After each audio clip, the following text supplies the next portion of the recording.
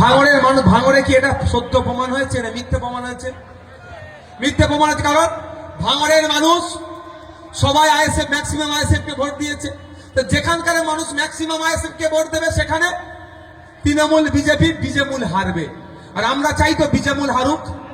যে তৃণমূল ক্ষমতায় এসে ওবিসি সার্টিফিকেটকে ধ্বংস করলো, যেই তৃণমূল ক্ষমতায় এসে ওয়াকফ সম্পত্তি ধ্বংস বিজেপি করছে তাকে সাথ দিল, যেই তৃণমূল ক্ষমতায় এসে ওয়াকফ নিয়ে আন্দোলন করার জন্য মিথ্যা 3000 মানুষের নামে মামলা দিয়েছে, যেই তৃণমূল ক্ষমতায় এসে আদিবাসীদের জমি জঙ্গলের অধিকার বিজেপি কেড়ে নিচ্ছে তার সাথ দিচ্ছে, যেই তৃণমূল ক্ষমতায় এসে ফেক এসটি সার্টিফিকেট নন এসটি-এসসিদের হাতে তুলে দিল, সেই বিজেমূলের পরাজয় আপনারা চান তো নাকি?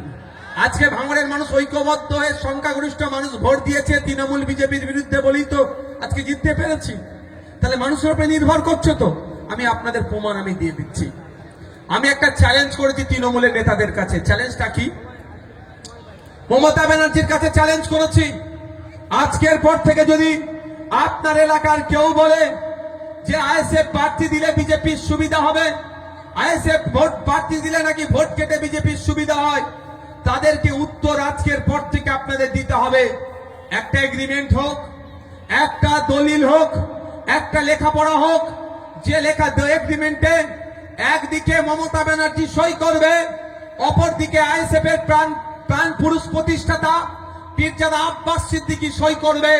সেখানে আব্বাস সিদ্দিকী লিখবেন, আপনারা আমার বড় ভাইজান লিখবেন, আইএসএফ যেখানে যেখানে প্রার্থী দেবে সেখানে যদি বিজেপি চলে আসে তৃণমূল যা যা শাস্তি দেবে মাথা পেতে মেনে নেবে। আর ওই কাগজেই লেখা থাকবে, মমতা ব্যানার্জিকে লিখে সই করতে হবে যে তৃণমূল যেখানে যেখানে প্রার্থী দেবে সেখানে যদি বিজেপি আসে তাহলে আইএসএফ যা শাস্তি দেবে মাথা পেতে মেনে নিতে হবে। অসুবিধা আছে? দুধকে দুধ পানিকে পানি হয়ে যাবে।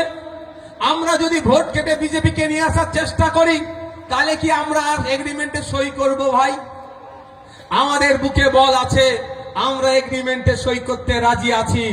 আর নোটোরিয়াস ক্রিমিনাল যে দলে আছে, চকছুড়া নেতা যদি এখন সাসপেন্ড আছে, কবে ফিরে আসবে বোঝা মুশকিল। ওদের আজ সাসপেন্ড তো কাল সাসপেনশন উঠে যায়। যাক, সে বিষয়ে আমি যাচ্ছি না বিতর্কে। তো যারা আছেন তৃণমূলের বন্ধুদেরকে বলবেন, যা মমতা ব্যানার্জিকে রেডি কর, এদিকে বড় ভাইজান রেডি আছে, কবে সই করবি বল।